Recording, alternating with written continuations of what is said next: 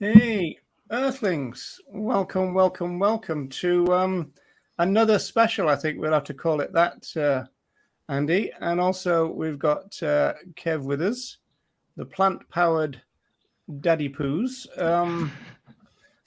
So welcome. Um, just as people are leaping in, and we've only got quite a few in the chat, which is great. So this is streaming now to my Facebook, my YouTube, and Andy's YouTube. So that's pretty good. So this is kind of a bit redundant now, except for people on Facebook. But if you tune into either my YouTube or Andy's YouTube, it'll be the same, because I mean we'll see your we'll be able to see your contribution from Facebook. It's just that you won't be able to see anybody else. So that's the advantage of. Whilst I remember, it wouldn't let me add. Last night we were talking about the Animal Rights Show leaflet. It wouldn't let me add the link as a comment. Like YouTube just kept filtering it. So it's in the bio from last night's video on my channel for anyone that was interested in it. Because it obviously filters out anything with the link. Because I left it 3 times and I kept checking, and then it wasn't there any of the time. So is that because of the HTTP? I'm guessing not, because I took that out and it just started with help going vegan. But I'm assuming it's still the .info or the / or something. But yeah, it filtered it out 3 times. So I've put it in the bio. Okay, and don't forget, everyone, we don't charge anybody to speak and get your comments on the screen. We won't do that. Never have, never will. And so feel free to come up there. So just having a quick look in the chat, see if we've got anything. Well, funny you should mention that. Is the Animal Rights Show coming back? We've got a show lined up. It's only just been confirmed about 4 hours ago, on the 3rd of July. So the Animal Rights Show is back. So that's Monday, the 3rd of July. And then, all being well, we should be back probably once a month. Really depends on whether we can get our act together. We've had a weird situation where doing it once a month ended up being more difficult than doing it once a week, because you kind of lose momentum each time. And I'm sure people who have kind of done these kind of things will understand that, but it's just kind of really frustrating. I didn't realise until just as well, you're all in different countries too, aren't you? Yeah, Greece, England, and Ireland. Yeah, that's right. Yeah. And America, if Jeremy's still taking part. Well, Kev's almost in Scotland, so it's almost the same. Just about, nearly. How far from the border are you then, Kev? The border is about an hour and a half, if that. Berwick's about just over an hour drive. All right, so you're still well in England then, really? Yeah, just south of Newcastle. Yeah, poor thing. Never mind. To be fair, though, the Scottish don't even include the first bit of the border of Scotland anyway. You've got to go right into Scotland before you're allowed to be classed as Scottish. If you live too close to the border, you're still too much of an Englishman. Oh, is that the way it works? Yeah. I used to live on the Isle of Wight, and it was kind of said there that you kind of had to be there 20 years before you were really kind of acknowledged that you were there, that kind of thing. So yeah, island mentality, I suppose. So I suppose Scotland's got an island mentality without it being an island. Well, you can kind of understand when you look at the history why they're not too fond of the English, to be fair. I mean, you reckon? Yeah, there's just a few little instances. So yeah, you Googled that, didn't you? I don't know what you mean. No, I watched Braveheart.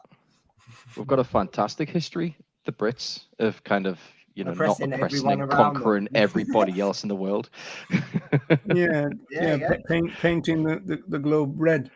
So now this special, which is only going to last an hour because we've got to transfer to TikTok at 8.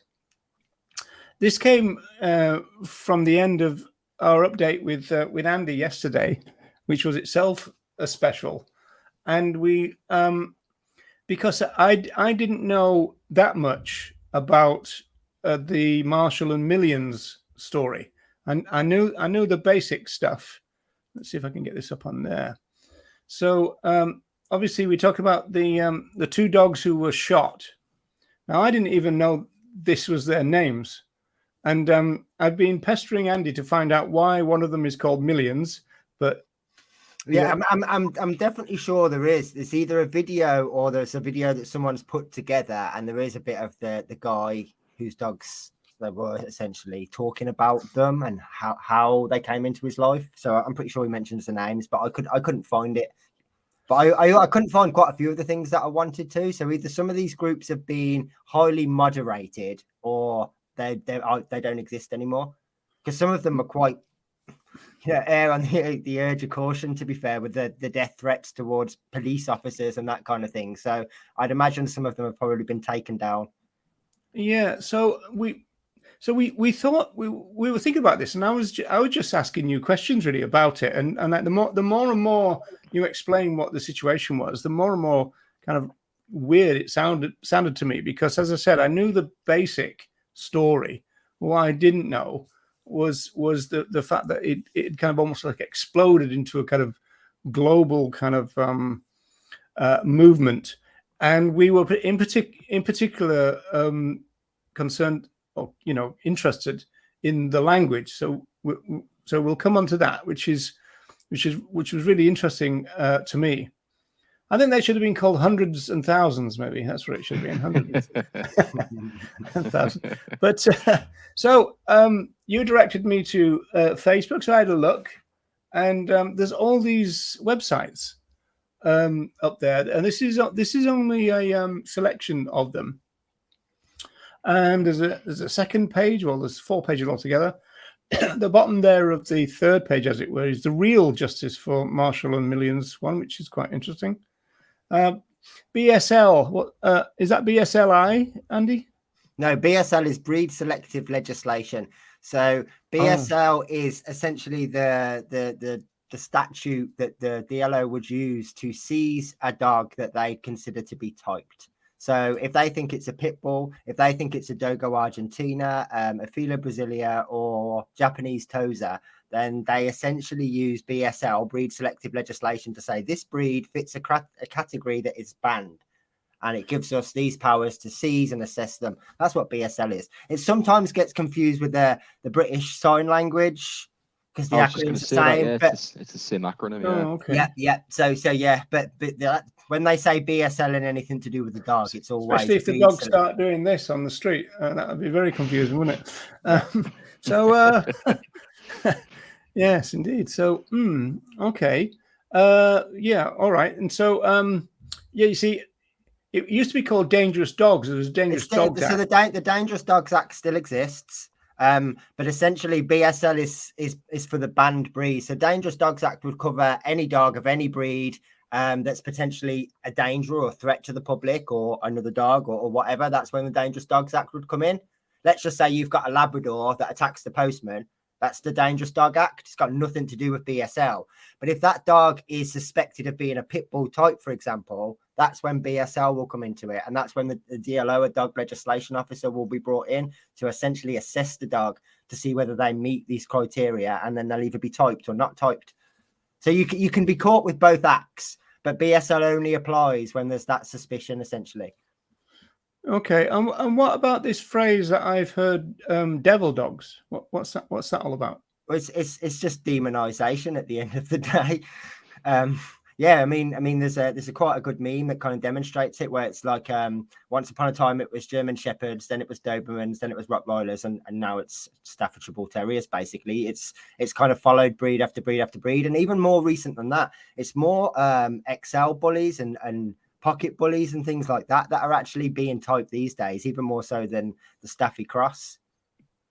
So it's because it's, especially when it comes to a pit bull type, just so in case anyone's confused, we're not talking about a specific breed here. Obviously, I'm well aware that there is a breed, an American Pit Bull Terrier, but in England or in the UK, when we type this animal, it's a selection of criteria that's based on measurements, size, dimensions, and colour. It's not so you could have a litter of pups and 2 could be typed and 5 could not, and that's happened various times because it's not, there's no DNA test you could do or anything else that would sort of exempt you. It's all based on the assessment of the DLO. So essentially the looks. I also heard that 100% looks. Yeah, that's pretty much all it's based on. Yeah. Yes. And they're now tattooing Alsatians to make them look harder or something. Do you know about that? No. No. No, that sounds deplorable, but it doesn't surprise me. No, it doesn't surprise you. Who's doing this? I mean, like, what is this? Some sort of like new trend?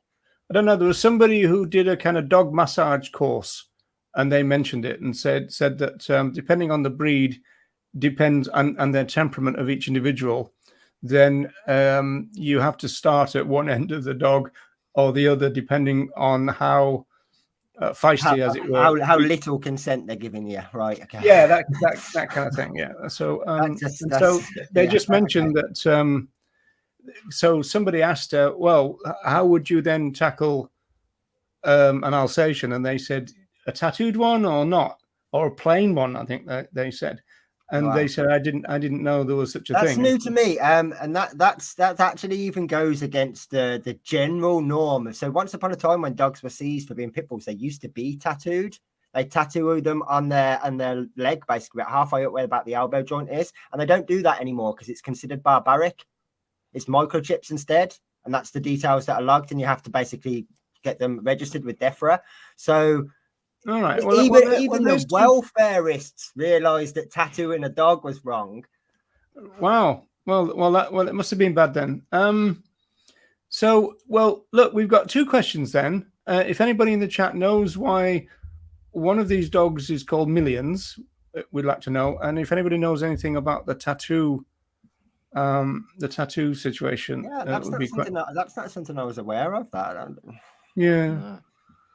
I'm more interested in the dog massage. I didn't even know that was a thing. Yeah, the dog massage sounded really good until And the fact you can actually pay someone to go and be told or taught how to massage a dog is just baffling. Well, they were pretending there was a BTEC on it, but that wasn't true. You get out the cornflakes. Yeah. So it seems then that this is like a worldwide. I mean, the last, I'm not quite sure if it's here, but when we were looking yesterday, Andy, I saw one group for Marshall and Millions is in the Philippines. Yeah, it's definitely a worldwide thing. Yeah, all over the place. The other weekend when they had the National Animal Rights March on the same Sunday, they had their first big sort of collective vigil, and someone's made a video, in fact, that kind of highlights all the different places around the world. And there must be 50 plus countries that have all got involved in some way, shape or form, even if there's only a handful of people. Yeah, it's a worldwide movement. Absolutely.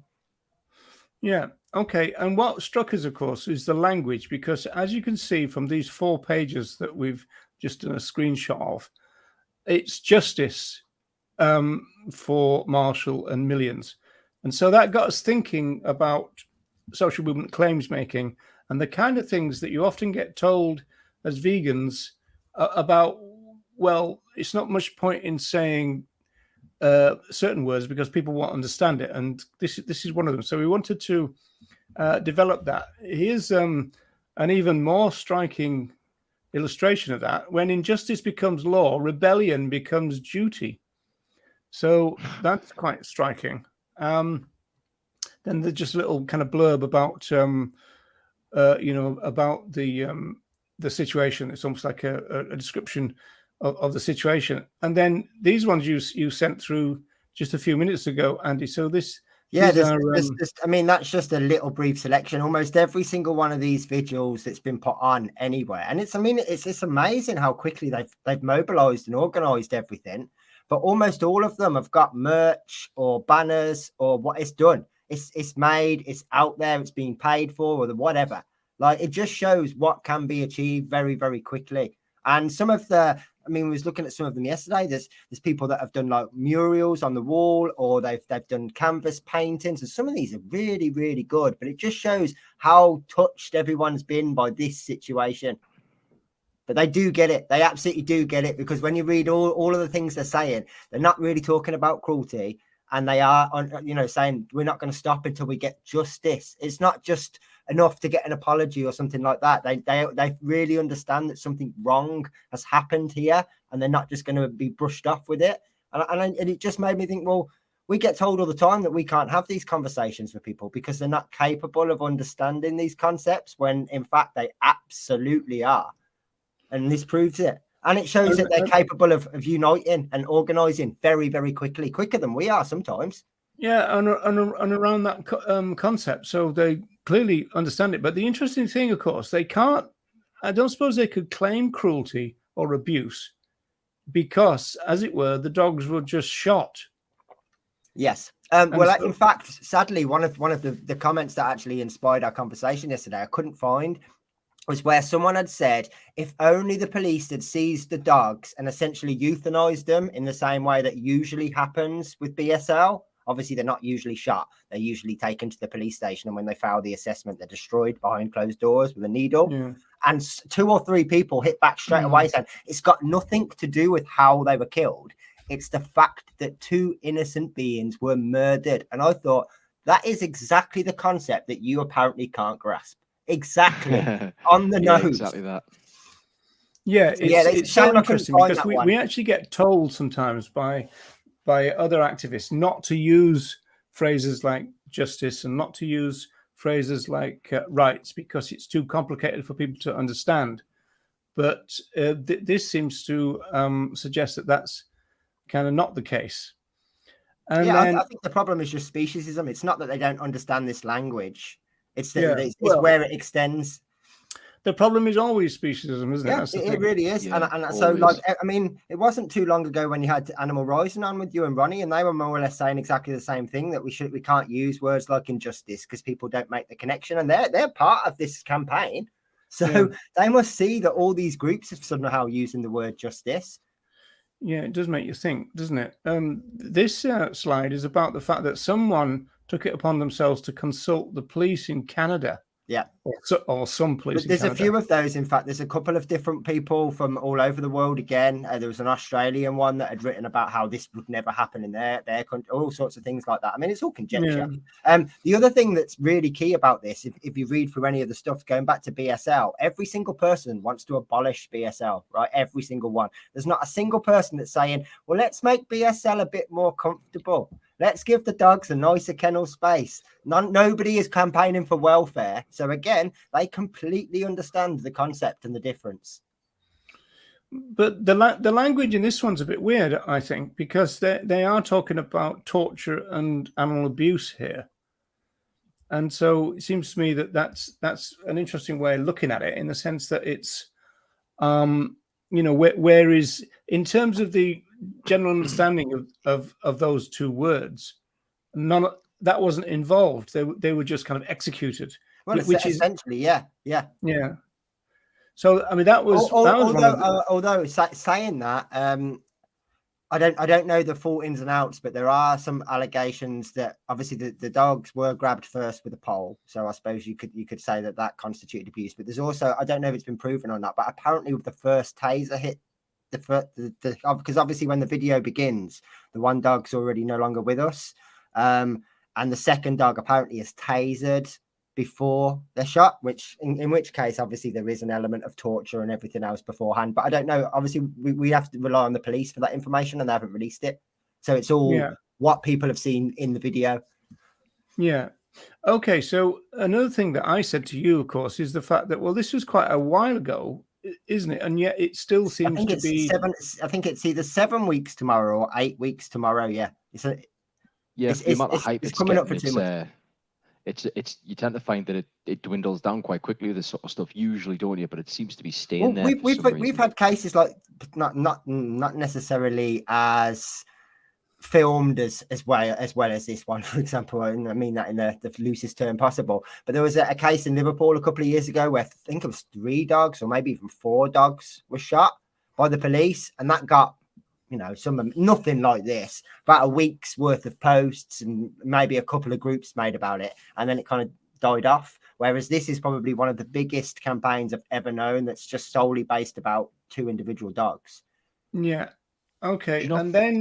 And then another issue arose, which is illustrated by this one, right? And so obviously what has been happening is that some vegans have been responding to the campaign with the usual what about, right? And this is the way that they have responded, in a very kind of single issue kind of thing.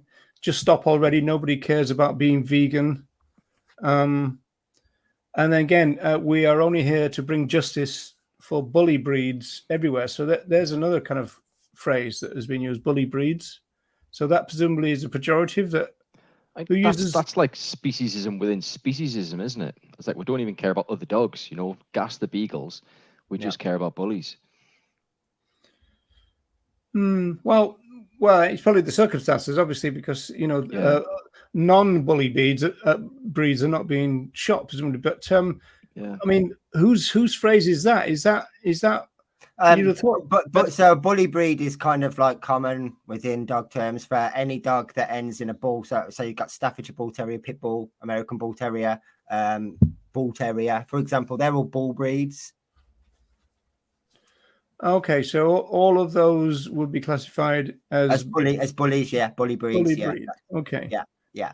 But it's a very negative thing, so it can't. It doesn't sound very good. I mean, I would never refer to my dog as a bully because he's not. He's a softie. But exactly. It does give you like a negative connotation. But that is the collective term normally that known as. If you say I've got a bully for adoption, everyone kind of knows it's roughly going to be one of half a dozen breeds. Okay, and they've had that name imposed on them. Okay, so what's DDA? That's the Dangerous Dogs Act. Oh yeah, right, dangerous. So Dangerous Dog Act, Terry.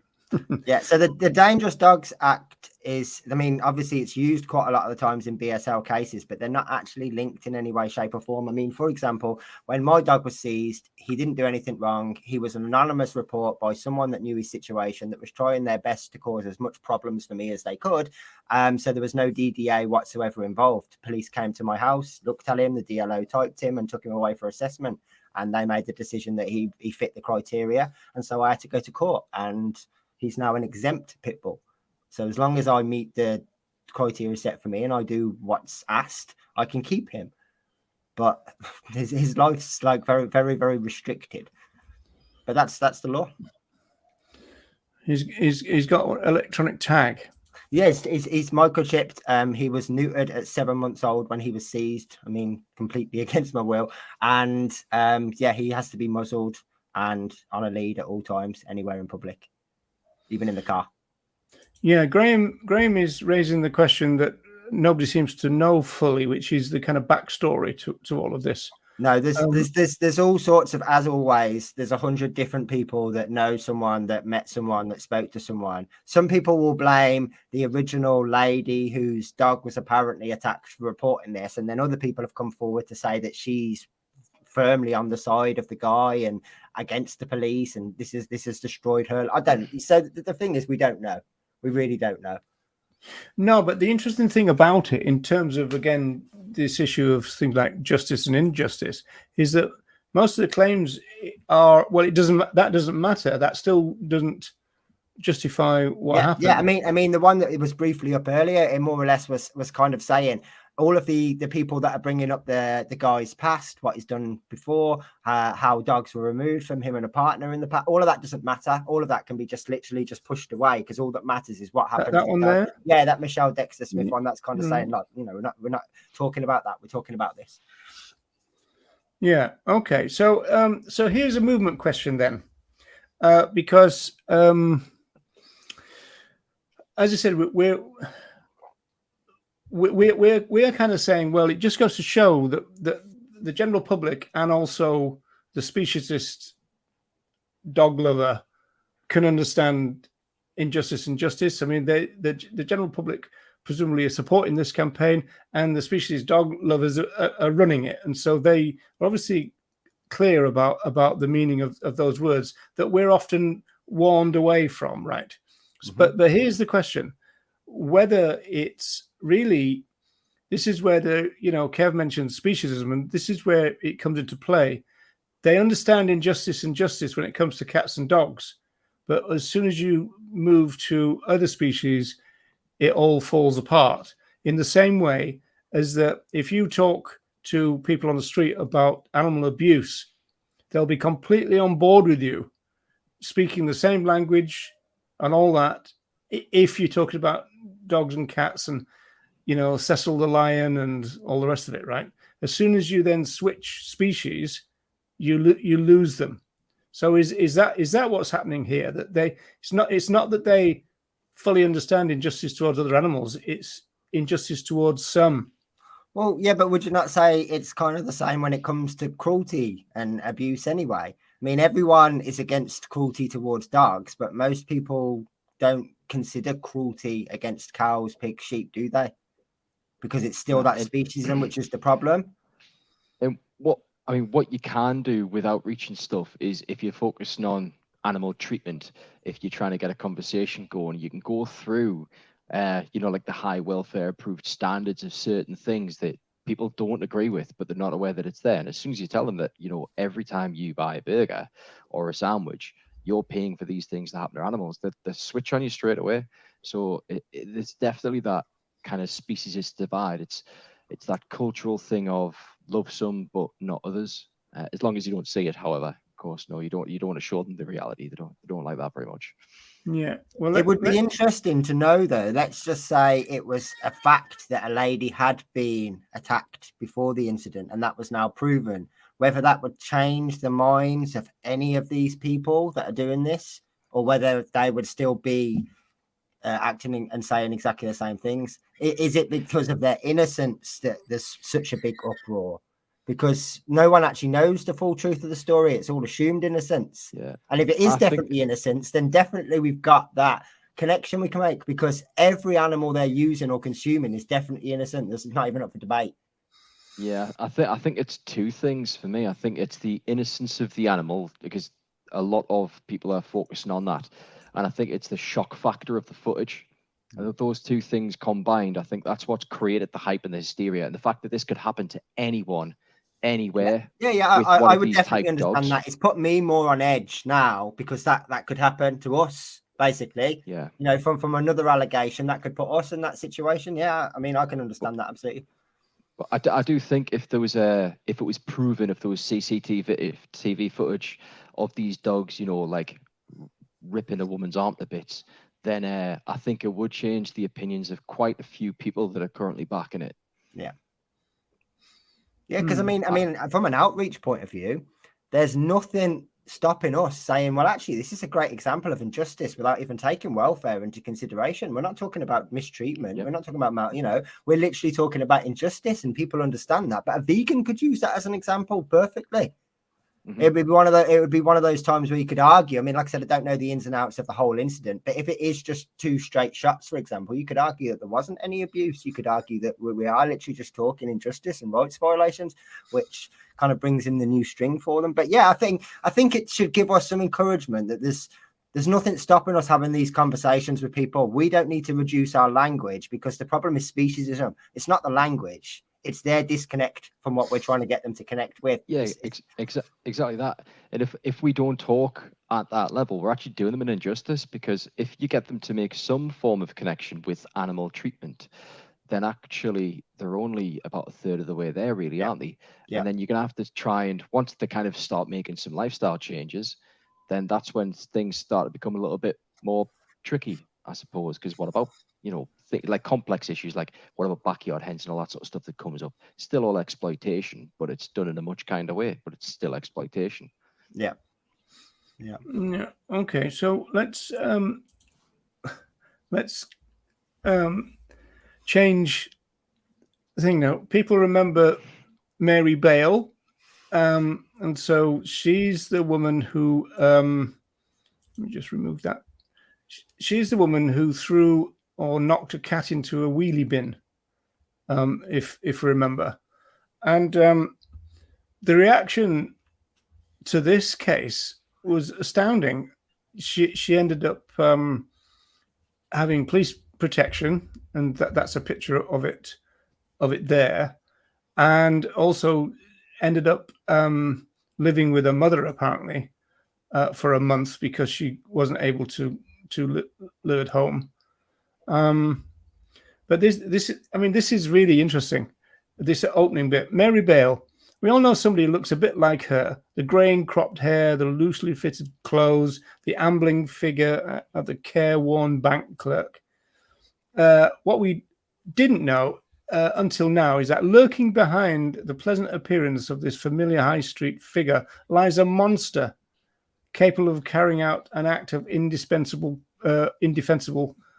cruelty. So they really kind of went for it with this case, kind of death threats, the lot, it's really weird.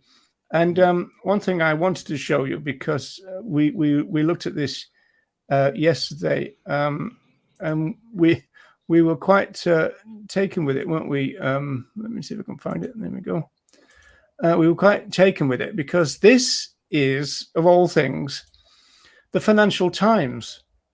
And the Financial Times went through the they got an entire timeline, haven't they?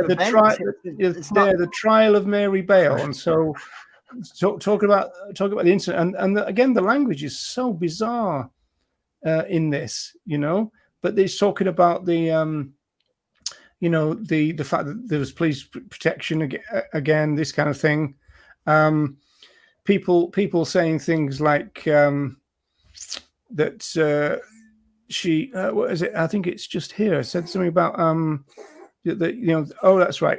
She needed to be repeatedly head-butted. She should be flogged. She should be flogged within an inch of her life. There's all kinds of stuff, and this goes through the actual trial of this woman, and so this one seems to be based on the fact that people seemed outraged that she betrayed the cat, because she kind of almost like made friends. She stroked the cat first, basically. Yeah, and the cat was called Lola, and so she was very friendly. And then for some reason, she just lobbed Lola into this wheelie bin. And then another thing from general animal use situations is they made such a fuss of the fact that she was trapped inside this wheelie bin for 15 hours, right? In fact, there's a little bit in the in this. I'm not quite sure if I could find it, but it's so kind of poetic, kind of like Lola is having her first meal in 15 hours, kind of thing, served on a white plate, and all this really kind of weird stuff. Right, yeah, served on a white plate, and you're thinking this is almost like bizarre stuff, And then this journalist is trying to get an interview with this Mary Bale, and she's saying no. She had to move because journalists were turning up at her door right up to midnight, and she couldn't get to sleep, and this kind of stuff. She left a job at the bank. She was a bank teller, so she left that as well. So really weird. And then if we drop this one out and put this one back in, this is another case which everybody knows, which is we've got a language issue here, because North Americans like to say Cecil, and we say Cecil, right? Yeah, Cecil the lion. Cecil, yeah. So that's a different way of looking at it. See if we can put that up there to make it a little bit bigger. So Cecil the lion caused a stink, to the extent that he's now got himself a Wikipedia page, as you can see here. And I think again the doctor had to kind of go into hiding. He was a dentist, I think, wasn't he? Dentist, yeah. Yeah, he was, yeah. Yeah. So he has to go into hiding over this. There's another case that you mentioned last night, Andy, which was the footballer, Kurt Zuma. Yeah, and so that was another one of cat kicking, wasn't it? So yeah. So I don't know what happened with that one. The cats were removed from him. I can't remember. He was given the RSPCA's ban from having any animals for the rest of his life, which doesn't usually mean anything. But I'm sure the cats were removed and given to a great home. So the cats did quite well out of it. What I think the Kurt Zuma one, that I suppose the difference between that and the others is he was so comfortable doing what he did. He was the person that videoed himself. It wasn't like, CCTV caught him or whatever. It was being videoed in the security of his own home. And he released it. Okay. Well, his brother, I think, actually put it on Snapchat, not realizing that it would get the reaction that it got. Yeah. But that just shows you that that was the norm for them. Yeah. Not even the fact that I'm a high profile celebrity, just there's nothing wrong with doing this. It's okay. Yeah. The thing that shocked me most when I watched the footage of Kurt Zuma is I was led to believe that he booted this cat like across the room, and he doesn't. It's no.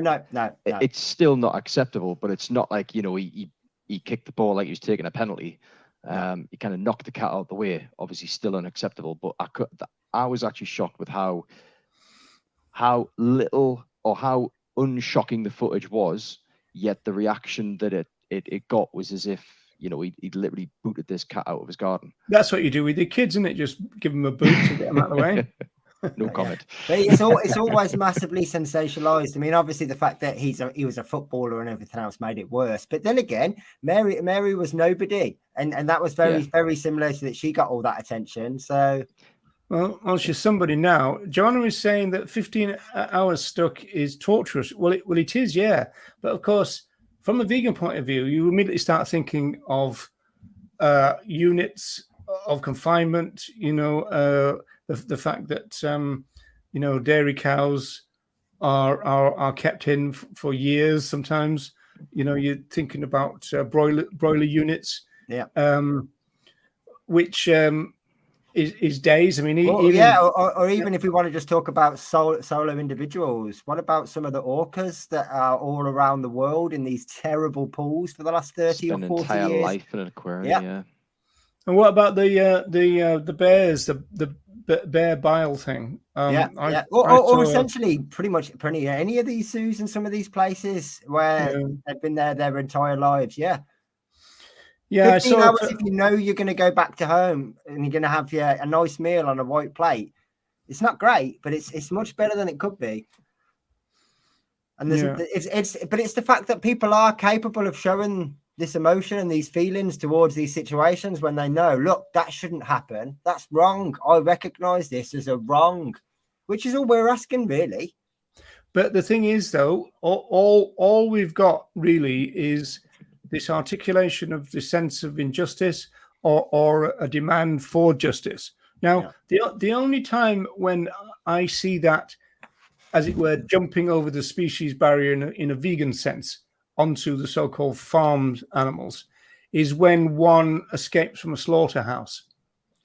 And then for some reason their status completely there is that connection, you're right. But do you think that's also because it's in the public all of a sudden? Like if they get a bolt gun to the head behind closed doors, that's normality. If they get a bolt gun to the head in the middle of the street, that's all of a sudden a completely different situation. I mean, there isn't any difference between it, but you're right. Whenever that happens, it always invokes a reaction. There's always people that are saying, oh, they should have let that one go and live their life now, as if like... Well, it's not a question of that, though, Andy, because what tends to happen very early on is that they get given a name. And as soon as that happens, that changes everything as well. True, that's true. Like the children and pigs that escaped. Well, in that case, if that makes a huge difference, I mean, I'm more than happy to go and stand outside of one of these places with a clipboard and be like, "You're John, you're Sam, you're C." You know, do that. If that's going to make a difference with everyone's minds, I'll do that. Just see Andy outside I a dairy can think farm of with a names all bingo day marker. long. It is interesting though, because that one thing that you are right. Yeah, a name does make a really significant difference, doesn't it? Individualizes the individual, right? And you read that sometimes with these stories of like youngsters on farms, don't you? Where they name one of the animals, and that's the one that they have to end up keeping. Or it does make a difference. Well, I always tell the story about before your time, Kevin, Andy, but there was this thing called the Real Meat Company in England, and they were selling free range flesh, and they then started to have a problem because they did name the victims, and then they started to have a problem when it came to sending them off to slaughter. And so they even went to the trouble of trying to give them unsympathetic names like Goebbels, or something, Adolf or something, just to try to see if that... to demonize them, basically, to break that connection. It makes sense. But they found that even that didn't work, right? And Well, so you just end up eventually using that name with an affection, wouldn't you? It would just kind of, yeah. It would still be that they're singled out, whether that name had a negative attachment for a little while. The fact that they had a name eventually would actually start to mean something because they would be unique. Yeah, Debbie's saying something interesting here. The press turn escapes from slaughterhouses here as if it's a scene from a flipping rodeo with the police trying to round them. Yeah, there has been some cases like that. The other ones, for some reason, well, I think it's to do with the role of the media. When I was in Liverpool, a pregnant cow, although it wasn't known that she was pregnant at the time, but a cow escaped from I think it was on the Wirral, and then they found out that the farmer was kind of trying to catch the cow, and so I think it's something like one of the tabloids, like the Daily Star, bought the cow from the farmer. Then they gave the cow a name, and then they kind of featured it as a kind of the adventures of type thing for a few days, right?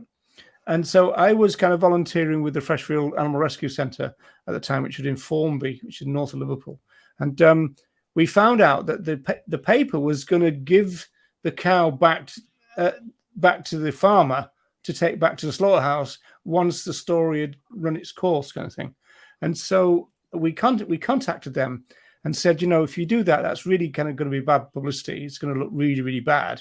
Why don't you give the cow to a sanctuary, i.e. us? And that's exactly what they did. And we used to have a derelict. We had like a small holding, and we had a derelict kind of cottage. We made that into a stables, and so that worked. And then we found out that she was pregnant, and so we ended up with two cows. And so it was really interesting because we had a quite a slim dairy cow and a really stocky beef animal, so-called, right? And so that was quite interesting. But it was one of those situations where they'd sent a pregnant individual to slaughter. But again, because they'd named the individual, that changed their status completely. But this is an interesting case because this is, well, Francione calls this the gift that keeps on giving. This is the Michael Vick case, right? And but I don't think because I think this guy actually was involved in killing lots. In fact, I saw a headline when I was having a quick look, and almost like saying that they were killing them dogs at quite a rate, and this is interesting as well. And so I don't think the public got to know the victims' names on this occasion, but I think we're because we're back to dogs. It shows that doesn't actually matter so much. So again, we've got this interesting kind of speciesism going on, whereas if you name a cow, that changes the status, and you don't actually have to do that with a dog, although it would kind of help. And yeah, I mean, even Pat mentions that, doesn't he, in the Late Show? It's like if you give Daisy a name, but I suppose it does make a difference to most because they're no longer an object. That's the key difference. Objects don't have names. I don't call my phone Harold. It's a phone. And if you've got a group of animals and you don't name any of them, that is just a group of animals. Where if you give one of them a name, you start to see the individual. Yeah. Especially as quite often names like names are given off personalities or first impressions or all of that kind of thing. So yeah, names normally have got some reason, even if it is meant like Goebbels or Hitler or any of those things. Even if it's meant with a negative connotation, there's a reason behind it, and that takes thought, which means that you're actually acknowledging their individuality because they're not an object anymore. Yeah, of course. There's a reverse of this in dehumanization processes, which I covered in my PhD. And so what we tend to do with our enemies is we depersonalize them and individualize them. Yeah. And so, the North Americans called the Viet Cong gooks, for example. There's all these kind of examples where and it just it makes it easier then because they do know from research, they do know that a lot of rounds shot in war, if it's this kind of people firing at each other kind of thing, they miss their target because it's very difficult for a lot of people to actually shoot another human, and it's actually difficult for a lot of people to shoot another animal as well. And so often you'll get a situation where you've gone to all the trouble of getting out there in the field, you're going deer hunting in the States, and then you just can't bring yourself to kind of do it. I always remember, I think it was 1979, I was a projectionist. We were showing The Deer Hunter, really, really very slow and very long film. I think it was about 2, maybe 3 hours long. And they kind of had to go through this entire torturous situation in Vietnam before they realized killing deers wasn't a great idea. And that's what I think that was one of my first kind of real kind of animal rights thoughts, because I was just going vegan at the time. And I was thinking, what are you saying? You had to go through that torture before you could empathize, right? And so it struck me. But here's an interesting thing. You see that bit where it says he told the news site in 2021, because what Vic started to do was he started giving school talks, talking about how it's not a great idea to go dogfighting and everything, right? And he says, in a follow-up interview, he told the news site in 2021 he regrets it all, mainly because the case affects his chance of getting into the Hall of Fame. So there you go. So, speciesism and self-interest raises its head. The dogfighting Hall of Fame is he talking about? Yeah, I don't think it was that, no. I don't know a huge amount about this case, but where in the world does someone need to go to a school and do a talk? Might not be a great idea to go and set a couple of dogs on each other. Yeah, no idea. That's baffling. No, I've got McAfee actually, Joanna, and you advised me to take it off. But I have been looking for drawers. As you can see, it's a sponsor of the live stream. Yeah, my life is on the screen right now. I'm going to take it off. So I mean, is there any? We've only got about 5 minutes left. So is there any kind of lessons here? Our lesson seems to be. Well, I'm certainly taken from it that every time that I hear someone say, "Oh well, people can't understand this language," I'm just going to think that that's ableist from now on, because people have quite clearly proven that they can. Yeah, yes. I agree. I suppose one thing I'm kind of taking it or trying to be mindful of at the minute is don't assume that people can't understand. You might need to talk to different people in different ways, but I'll always try to get the same message across. But I agree, Andy. I used to look more at the treatment because it's easy when you're talking about, clear wrongdoings. All I've found that's done for me in the past is opened me up to more difficult conversations around those kind of wrongdoings, if that makes sense, the socially accepted versions of those wrongdoings, which is still wrong. So yeah, getting the message across from a rights perspective, I think, is incredibly important. And people do make the connection. They absolutely do. I suppose anybody what's know going this on case? I don't know. Emma Parker. No. This rings a real small bell for me. Killed and ate a hamster. No, I don't remember that one. No, I don't remember the name, but I do remember the uproar from it. Again, it's interesting, isn't it? The fact that depending on the circumstance, you can get that reaction. Technically, with the hamster one, as long as that animal was killed humanely, legally, she did nothing wrong. That's the thing, isn't it? It's the morality of these actions that people have got the uproar with, and I suppose that's half the time I think it's the categories game. Is the sense that she's eating the wrong species. That's the problem. So yeah. I mean, I was about to suggest if it wasn't a hamster and it was a rabbit, there'd be a real conflict for a lot of people. I mean, you'd obviously have the people that love and care about rabbits that would be in uproar, but you'd also have a lot of people thinking it's only a rabbit. And then say we're talking about a rat. Yeah, that would invoke the yuck factor, but not necessarily any moral issue, right? Yeah, that's true. That's true. Yeah. Well, I suppose there'd be some people that would see it, but yeah, the vast majority of sort of opposition would be because it's disgusting, not because it's wrong. Yeah.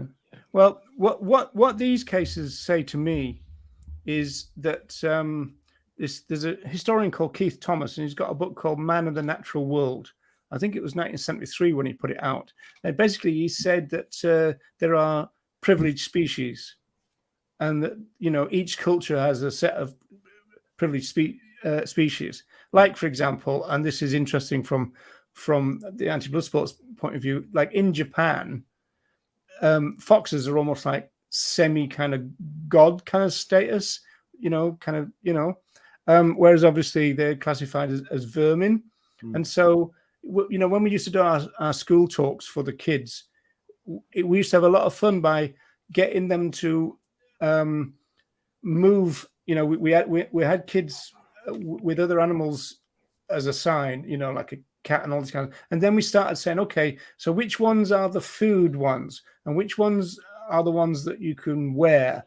And they all started moving them around. And then, of course, we then started saying, well, but can't we put the cat in with the food one? Oh, no, you can't do that. And then you can talk about how some cultures do. And, it gets them thinking on a kind of fairly basic but quite complex level as well. It's quite an interesting kind of thing.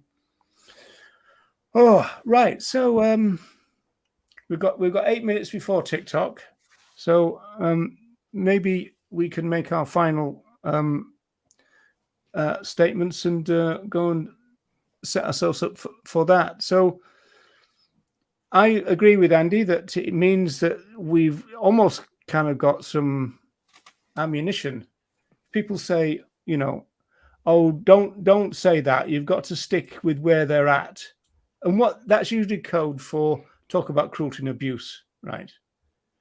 And you go, okay, well, say, like, for example, if you got a debate table, and it says all animal use is injustices or something. I mean that would work as much as animal abuse is cruel. Prove me wrong. Yeah. Yeah, I agree. It'd just be good to actually get some of the people who film themselves doing that kind of thing to use more animal rights / animal liberation language rather than animal welfare language. But they seem to be they've got an assumption it's not going to work, I think, and that's what they claim. And so in other words, if they were advising this campaign, they'd say, oh, don't say that, wouldn't they? And then what goes against them then, just finally from me, is the fact that there was no cruelty and abuse as far as we know, in the sense of the shooting part. So it's quite complicated in the end when you start looking at it. Yeah, absolutely. Yeah, it is. I think just to add what you were saying there, Roger, about kind of like meet them where they're at. I think if we do that too much, it's difficult to move them on from where they're at. So trying to get them to have that kind of thought-provoking reaction is key, and I think language plays a big part of that. So if you're kind of downplaying the words and the way that you're putting it across, then you do run the risk of not moving them forward. Well, the way I used to say it is, I used to say, this is before the Mac Platinum thing, I used to say, well, I can't meet them where they're at because they're in McDonald's. Right, and so yeah, well, that's still a pretty good way of looking at it. But I mean, I always look at it as the problem is if we go to where they're at is where they're comfortable with. So we've either got to drag them forward, or we've regressed just to meet them where they're at. So anyone else that's listening, not that individual, say 20 other people walk past and hear what you're saying. Where you're at for that individual is where your movement's at for everyone else that's listening in. Yeah. So we don't want to be meeting them there. They need to come towards us. It just seems to me that rather than getting bogged down with redefining their words, we can then give them another way of looking at issues. Yeah. And then we can bracket off the big argument about, oh well, that's abuse. No, it isn't. Yes, it is. No, it isn't. That's cruel. No, it isn't. And all that. You can bracket all that off and not get bogged down in it. And yet so many people seem to be quite happy to get bogged down in it somehow. Right. Hey, I didn't do the branding, did I? Andy, I forgot to do the branding. Can you believe that? The rock didgeridoo. Yeah. The intro at the beginning. Can you do it as an outro? I can do that as an outro. Yeah, even though it's not a watch along. So so thanks a lot, everybody. If you want to switch to TikTok, that would be brilliant. And so what accounts? I'll type it in the chat. In fact, now I can. I'll just type it. That's my TikTok that I've just put in the chat right now. Oh right, okay. So we'll be live in like 4 or 5 minutes. 4 or 5 minutes, just enough time to make a cup of tea. Okay, people, you take care, and we'll see you again.